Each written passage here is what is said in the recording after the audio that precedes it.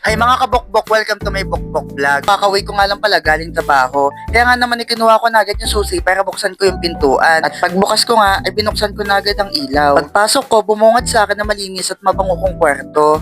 Inuupahan ko nga lang pala itong kwarto ko mga kabokbok. At mag-isa nga lang pala ako dito. Kagandahan din kasi pag mag-isa ka, may peace of mind ka.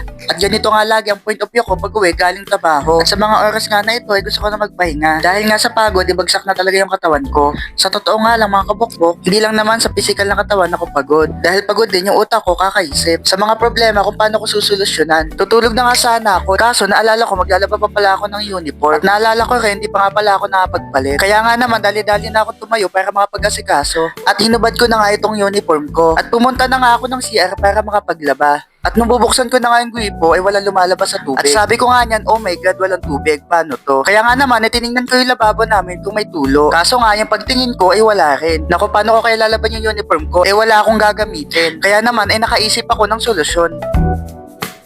At ito nga lang ang naisip kong paraan mga kabukbok. Kinuha ko nga itong isang container ng mineral na pagmamay-ari ng katabi kong kwarto. Hindi nga ako nagpaalam mga kabukbok pero bahala na. Ang importante, malaban ko yung uniform ko. At sa mga oras na yan, ay sinimulan ko na ang aking paglalaba. Hindi ko pa naman ka-close yung katabi kong kwarto. Kaya nga pag nagtanong ay hingi na lang tayo ng pasensya. Tapos palitan na lang natin. At yan nga, binabad ko na nga muna ang aking uniform. At pagtingin ko nga sa oras ay 12:47 AM na. Nakaramdam nga pala ako ng gutom kaya naisip ko bumili ng snack. Kaya naman chinek ko yung bag ko kung may pera pa ako. Pagtingin ko nga may 100 pesos pa pala ako sa bag mga kabukbok. Kaya naman nagbihis na ako at lumabas. Sinarado ko na nga rin pala yung pinto at di ko na lang nila. Mabuti na nga lang may malapit na 7-Eleven dito sa inuupahan ko. Nandito na nga ako sa tapat ng 7-Eleven. Kaya nga naman tumawid muna ako ng kalsada. Nag-iisip na nga ako niyan kung anong mabibili ko sa 100 pesos na dala ko. Kaya naman ay pumasok na ako sa loob para makapamili kung ano nga bang snack ang bibilhin ko. Nilabuan ko nga pala yung video ko mga kabukbok kasi baka ma-issuehan tayo ng copyrights. Alam niyo naman, baka sabihin nila nagpo-promote tayo. Nag-ikot-ikot na nga ako kung ano nga yung pwede kong mabili. Nasa halagang 100 pesos ay mabubusog ako. Ito nga sana ang kukunin ko kaso naalala ko hindi nga pala ako mahilig sa chicheria. Buti na lang, pagtingin ko sa likod ko may nakita akong siopaw. Sa katabi nga nito may tinapay na may palamang hotdog. Dahil nga nagugutom na ako kaya ito na lang yung pinili ko. Hindi ko na nga pala binidyohan kung paano ko kinuha. Dahil wala nga magbibidyo sa akin. Pagkatapos nga nito, nag-ikot ulit ako para bumili na rin ng maiinom. At pagtingin ko nga, ito na yung napili ko.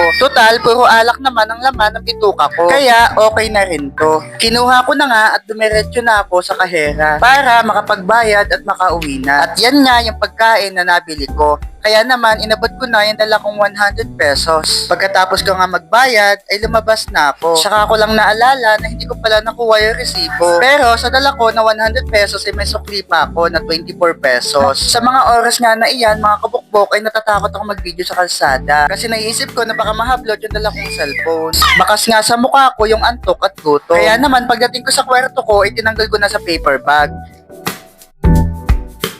At nung nilabas ko na nga itong pagkain na dala ko, ay ganito yung naging reaction ko. Nilagyan ko na nga rin siya ng ketchup.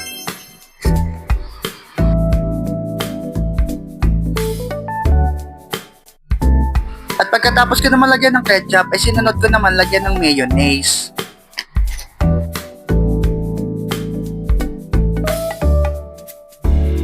Sabi ko nga sa sarili ko ay kulang sa akin to. Dahil sa totoo lang mga kabukbok, ay malakas talaga akong kumain. Pero ano nga magagawa ko ay 100 pesos lang naman yung pera ko. Pero in-enjoy ko na nga lang bawat subo. At sa mga oras nga na yan mga kabukbok ay inaantok na talaga ako. Kaya binilisan ko na lang yung aking pagkain. Pagkatapos nga niyan ay pinanlawan ko na yung uniform ko. At pagkatapos ay sinampay ko na rin. At pagpasok ko nga pala sa kwarto ko ay tinignan ko na rin kung anong oras na. Ay pagtingin ko nga ay 2:28 na ng madaling araw. Kaya naman naisipan ko na isarado na yung pinto. At dito na rin nagtatapos ang aking video. At salamat na rin sa mga nagtiyagang manood.